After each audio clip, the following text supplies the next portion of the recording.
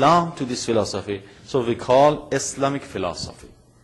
So Islamic philosophy includes some philosophy from Aristotle, from Plato, and others.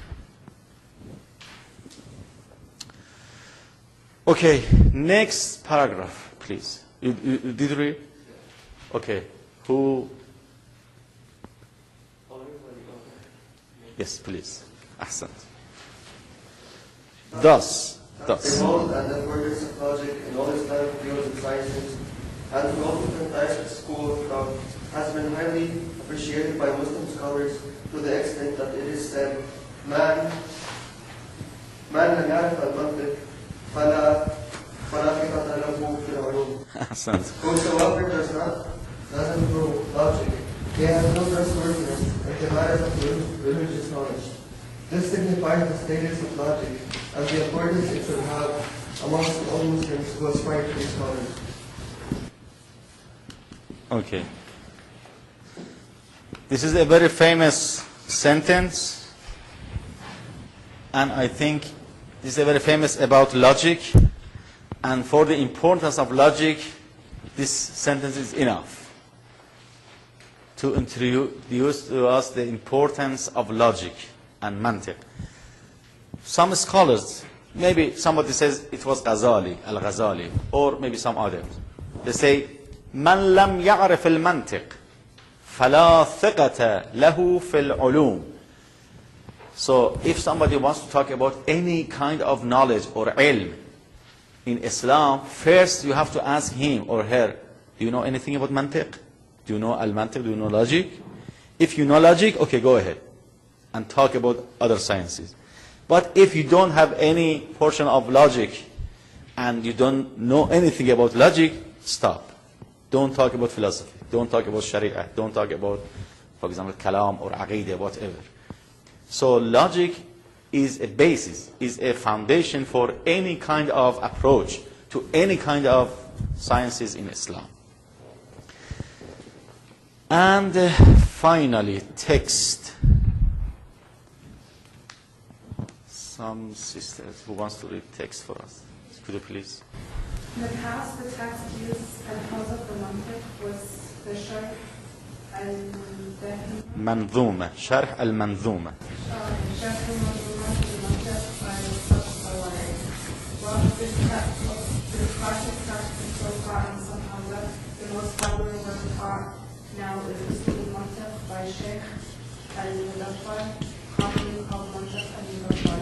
Some Hamza may also begin with the primer Khulasa al-Mantiq of Al-Nabi, before studying Mantiq al-Mudaffar. Very good. Okay, so there are three main texts now in Hawza. They study in this field of science in Mantiq. Sharh al-Manzuma, which is from Mullah Hadi Sabzawari, is a very famous philosopher in Iran, in Islam. And also Al-Mantiq lil-Muzaffar, Allama al-Muzaffar. He was in Najaf. He passed away maybe 70, 60 years ago. And he wrote a text, a book in Mantiq that for many years, maybe 50 years, even more than 50 years, in Hawza, in Iran, in Iraq, in Syria, it's a very important text for the Hawza in Mantiq. But after a while, his student, which is Sheikh al-Fazli.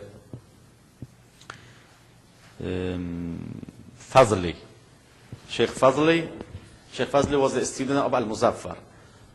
He put in a very brief shape and as a summary or khulasa. So the very beginning of how they studies, they teach this khulasatul mantiq, and then they learn al-mantiq al-muzaffar, this is second level, and third level or the highest level is sharh al-manzuma. This is necessary for learning mantiq. But if somebody wants to learn more about mantiq, after Sharh al-Manzuma, so this first level, second level, and third level. After Sharh al-Manzuma, they go to the Mantiq al-Shifa. Who is the author of Shifa? Ibn Sina. Ibn Sina, Shaykh al-Ra'is, Abu Ali Sina, he wrote two very important texts. One is Shifa, one is Al-Qanun. Al-Shifa, Al-Qanun. Al-Shifa is in philosophy and logic. Al-Qanun is in medicine, in a tib. So if somebody wants to learn more about mantiq, they go and study Mantiq al-Shifa, which is from Ibn Sina. But as I explained, mantiq is not the aim, is not the goal of science in wholesale. They learn mantiq to learn something else, to use this knowledge and this tool in another language, in another fields of sciences. So they learn until Sharh al-Manzuma is enough, I think. Now, major figures in Islamic logic. First we have Al-Kindi from 805 to 873. Then Al-Farabi, 873 to 950. Then Ibn Sina or Avicenna, 980 to 1037. Then Ibn Hazm, 994 to 1064. Then Al-Ghazali, 1058 to 1111. And then Ibn Rushd or Averroes, 1126 to 1198. And Fakhruddin Razi, 1149, 1210. And Shahabuddin Suhrawardi, which is the founder of Falsafatul Ishraq. Inshallah, in philosophy, we'll talk more about what is Ishraq, what is the Falsafatul Ishraq, and what is Falsafatul Mashya'. We have two kinds of philosophy in Islam, Falsafatul Ishraq and Falsafatul Mashya'. And the figure, the major figure, main figure for Falsafatul Mashya' is Ibn Sina. And the main figure for Falsafatul Ishraq is Suhrawardi. And it was a big debate and fight, a scholarly fight, not physical fight, a scholarly fight between these two branches of philosophy or two types of philosophy for many centuries. After many centuries, Mullah Sadr came, Mullah Sadr Shirazi, and he said, okay, don't fight. Fight is not good. Be friend. And he put together Falsafatul Ishraq and Mashya' put together, and he founded a new philosophy, which is Al-Hikmatul Muta'aliyah. Inshallah, we'll discuss more about Al-Hikmatul Muta'aliyah, which is the hikmah of Mullah Sadr Shirazi. Okay, now, any question or points? Yes, please. Did Al-Kindi teach Farabi and Ibn Sina in person, or did they just read his books? Kendi? Yeah. Al-Kendi, okay, usually when we say teacher, it doesn't mean that this is direct teacher.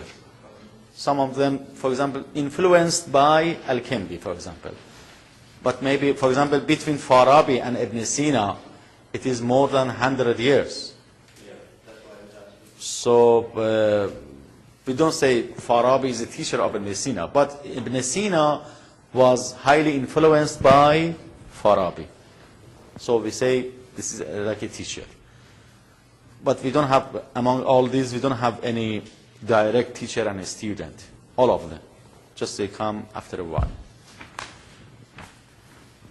Okay.